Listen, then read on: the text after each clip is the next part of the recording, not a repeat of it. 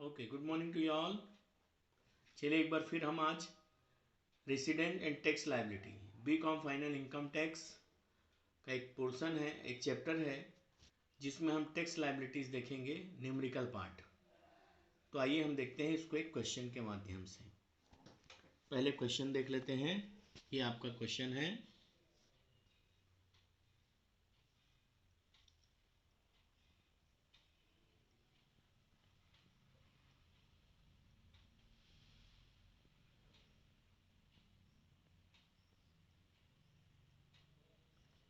आइए सॉल्व करते हैं इसको।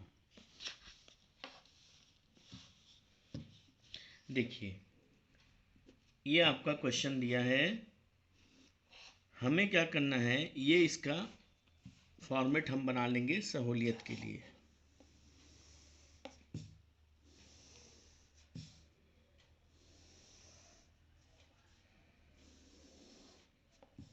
ये कंपलसरी, देखिए इसमें लिखा है following are the particular of the income of Shri Naresh Sharma for the previous year.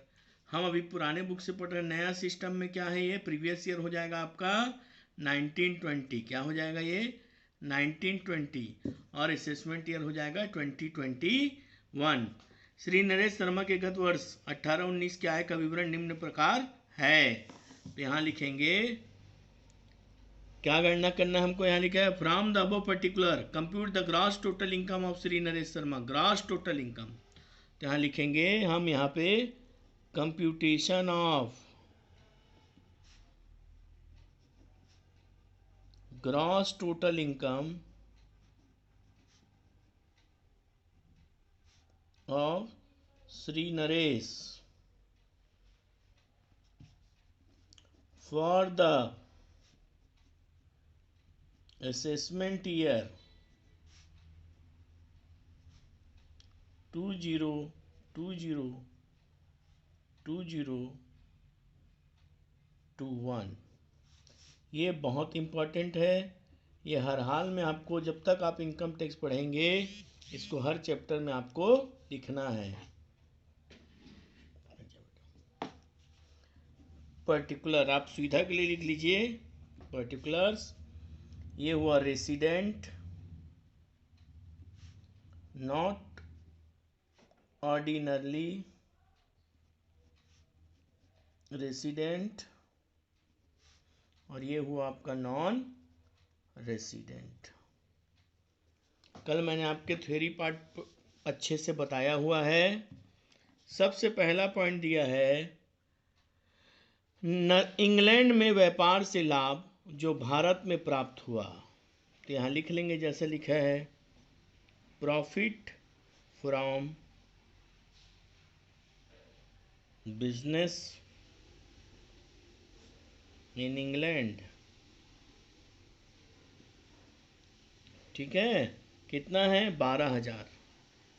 England received in India, क्या लिखा है रिसीव्ड इन इंडिया। भारत शब्द आ गया तो वो तीनों में आएगा, इसलिए यहाँ भी 12,000, यहाँ भी 12,000 और यहाँ भी 12,000। सेकेंड पॉइंट है पाकिस्तान में मकान संपत्ति से आए भारत में प्राप्त income from house property, house property इन पाकिस्तान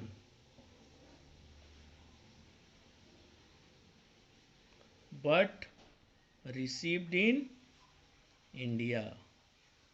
फिर से भारत आया तो किस में आएगा ये भी तीनों में आएगा।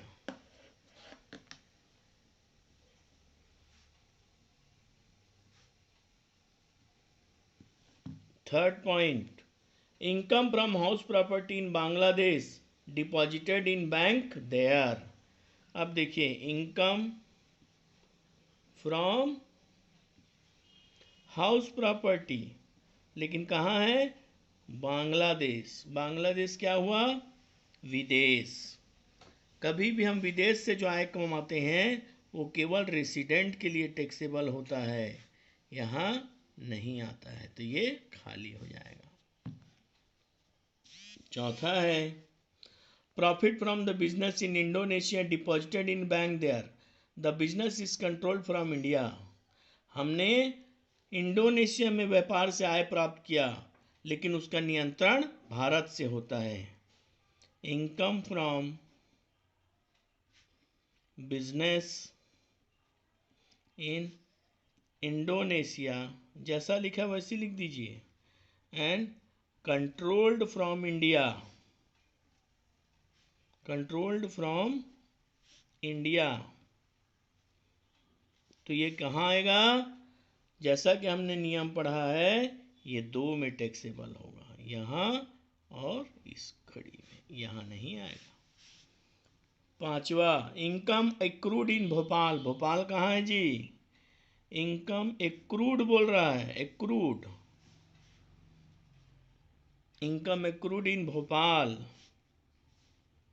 Bhopal, but received in Singapore. देखिए विदेश है, लेकिन अर्जित आपने कहाँ किया है? भोपाल। भोपाल कहाँ होता है? भारत में। चाहे आप अर्जित करो चाहे आप प्राप्त करो, यदि भारत आ गया तो वह तीनों में लिया जाएगा। इसलिए यह जो भोपाल वाला इनकम है 6,000 रुपये, यह तीनों में आएगा। अगला दिया है profit from business in India.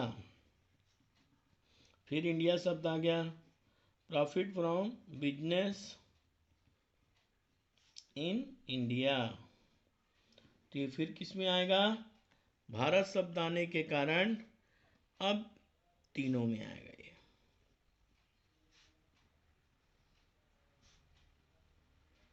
Clear है? लास्ट लिखा है पास्ट अनटैक्स्ड फॉरेन इनकम, भूत की बिना कर लगी हुई विदेशी आय जो गत वर्ष में भारत लाई गई। गत वर्ष में जो भारत में आय लाई जाती है, उसमें हम इस असेसमेंट ईयर में टैक्स नहीं देंगे, अर्थात वो यहाँ नहीं आएगा, क्योंकि संबंधित वर्ष में उसमें टैक्स लग चुका होगा।